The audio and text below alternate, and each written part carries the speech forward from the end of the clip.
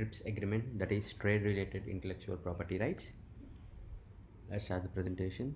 One of the most important agreements of World Trade Organization is the TRIPS agreement. This agreement came into force on 1st January 1995.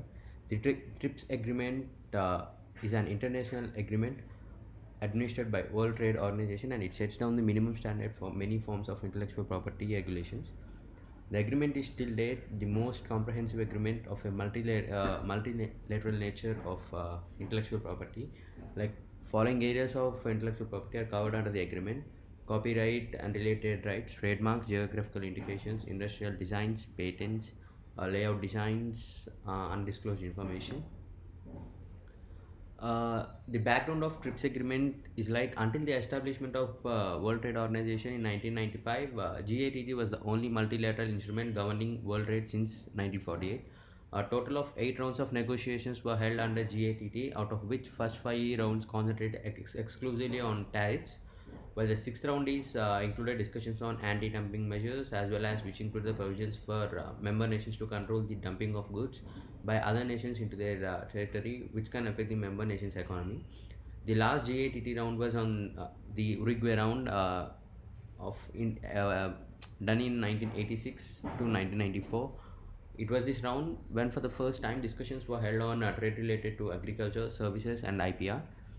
WTO is responsible for the negotiation and implementation of new trade agreements. It is also in charge of ensuring strict adherence to the trade agreements signed by majority of the world's trading nations. The description of agreement includes, like, there are 7 parts in this agreement. The part 1 is the general provisions and the basic principles of national treatment, which was dealt in Article 1 to 8. Part 2 is the standards concerning availability, scope, and use of IPR. It is covered in Article 9 to 40, and Part 3 deals with the enforcement of IPRs. Article 40, it is dealt in Article 41 to 61, and Part 4 addresses the provisions for acquiring the maintaining of IPR. It is dealt in Article 62, and Part 5 deals with the prevention and settlement of disputes arising out of provisions of the agreement, and it is dealt in Article 63 to Article 64. And Part 6 is concerned with the transitional agreements, which was dealt in Article 65 to 67. And lastly, Part 7 is of the agreement concerns various institutional agreements, which was dealt in Article 68 to 73. Let's see the issues governed by agreement. With respect to the aforementioned intellectual property areas, the agreement governance issues like application of international IP agreements, basic principles of trading, adequate production of IPRs, enforcement of IPR then by member nations in their territories, and the settlement of disputes on IP between the members of WTO. Special transitional arrangements during the period when the system is being introduced. Let's look into it. There are 3 components mainly, like the standards, enforcement, and dispute settlement. The standards in respect of each of the IP areas covered by the agreement, all member nations are obliged to provide a minimum set of standards for the production of IPRs. And in the enforcement, these provisions relate to civil and administrative procedures, and each member nation is obliged to provide domestic procedures and remedies with respect to the protection of IPR. And lastly, dispute settlement, and all the disputes arising between the members of WTO with respect to the obligations arising out of the TRIPS agreement are subject to WTO's dispute settlement procedures. So let's look into the elements of protection and relating aspects of TRIPS agreement. And firstly, it is copyrights and related rights, which was dealt in Article 12. Trademarks, which is dealt in Article 15. Geographical indication, it is dealt in Article 22. Patents, it is dealt in Article 27 and 31.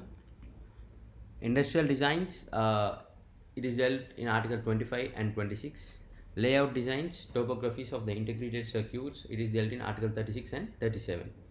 Production of undisclosed information is also dealt in Article 39.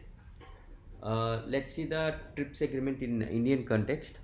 India became a signatory of TRIPS agreement in year 1994, but this agreement enforced in January 1st, 1995, and came across in the world scenario as the most important multilateral agreement on intellectual property. The Patent Act 1970 was in contravention with Article 27 of Agreement. In order to completely comply with the agreement, India needed to take necessary measures in the grace period.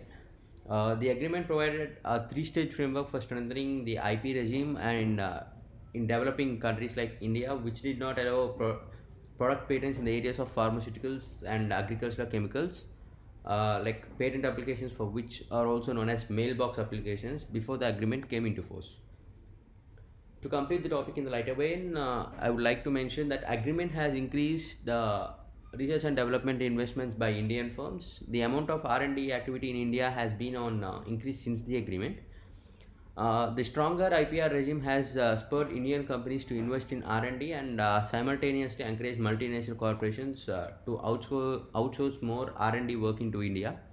The Indian policymakers seem unsure about how they should react to IPR, but considering the innovations in technological fields, increased patent filing, new symbols being created every day, and works requiring copyrights, IPR enforcement needs to be strengthened further. It will help even better if the enforcers follow the spirit of the law, unlike the case of Cipla and Roche. So the laws need to be made regarding the protection of trade secrets, patent filing, and granting procedures needs to be speed up, like lessons for which can be taken from the USPTO. Thank you.